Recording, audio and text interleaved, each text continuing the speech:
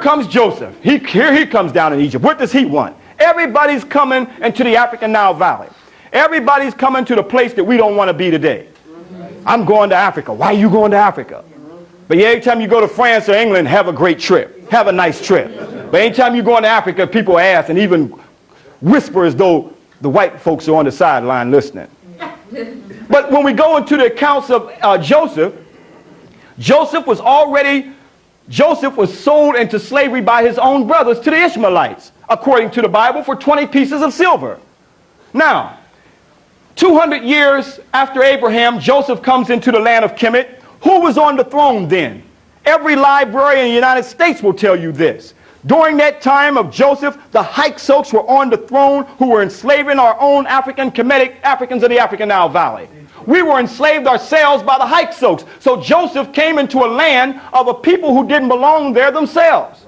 And if the biblical account says that the Pharaoh gave Joseph his daughter, we also know that couldn't have had nothing to do with African people. Because we had a matrilineal system, we saw that our daughters were goddesses. We would have never given our daughter up to a foreigner.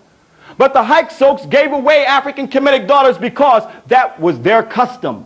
But it was not the custom of African people. Clearly tells us that the Hyksos were on the throne at that time who had us enslaved at that time.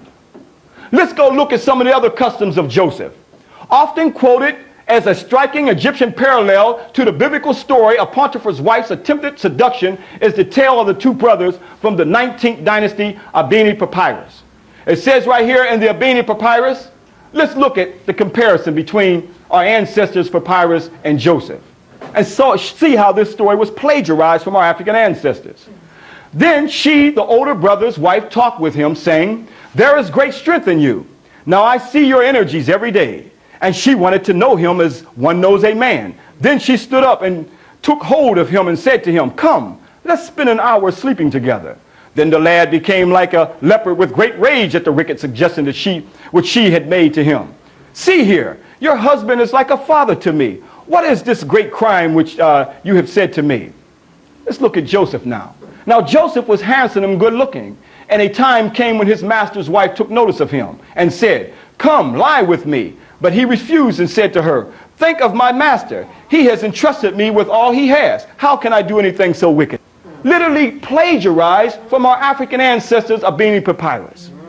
Let's go look at other stories. How about the story of Moses now?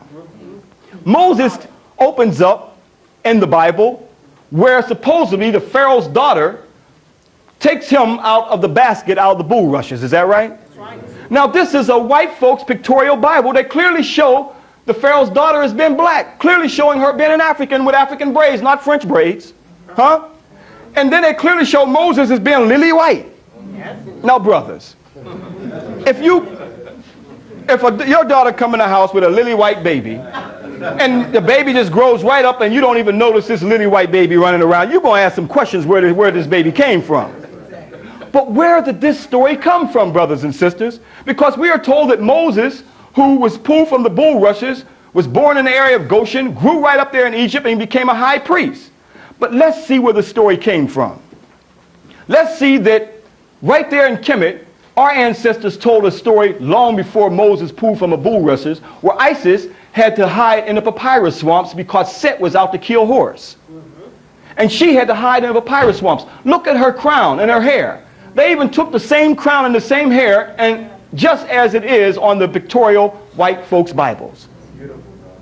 Showing you they copied this story directly from your ancestors. Let's put it into a scale of law.